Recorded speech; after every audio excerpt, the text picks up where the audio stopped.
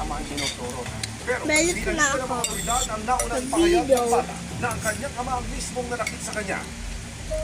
Kasalukuyang nakakulong ang suspect sa Kabuyao Matapos Police na akong Station. mag-ubo. Sinubukan namin siyang kunin ng pahayag pero hindi siya nagpaunlak. Ayon sa kepe ng Kabuyao Police Station, nakaharap siya sa kasong paglabag sa Republic Act 7610 o Special Protection of Children Against Abuse, Exploitation and Discrimination Law para sa pambubugbog at pananakit kay Tonton.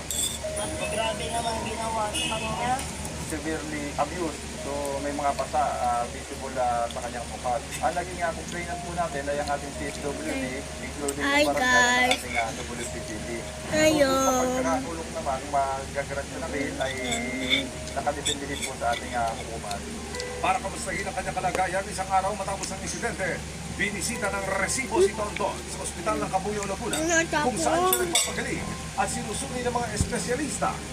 Bakas pa rin ang mga pasa sa buong katawan ng bata, maging ang pamamaga ng kanyang mukha. Sa patnubay ng City Social Welfare and Development Office, nakamusta ng resibo si Tonton. Eto masakit. Oy, eto masakit. Eto masakit.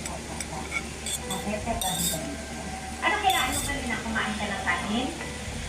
Ha? Hindi. Ano kailangan mo? Ha? Sabaw. Sa ngayon, ang City Social Welfare and Development Office ng Kabuyao City ang nakatutok sa pagpapagaling ng bata. Ang bata po is Kapit na ako, guys, maubo. May kinalaman sa kagalingan na pangkalusugan ng bata, binibigay po ng hospital.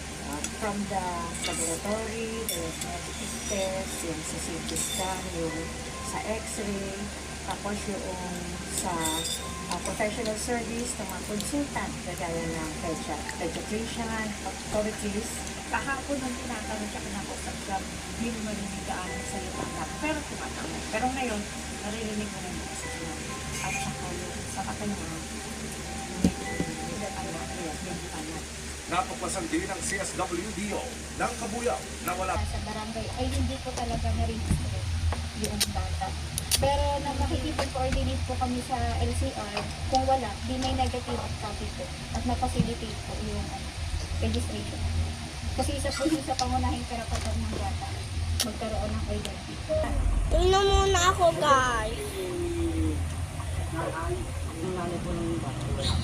Tapos na ako. Kakain na po ulit. Sinusubukan pa din malaki yung birth mother po ng bata. Pero if ever man po dumating sa point Stop, na mag-signal po yung hospital na for discharge na po yung bata, kami po ay may naka-coordinate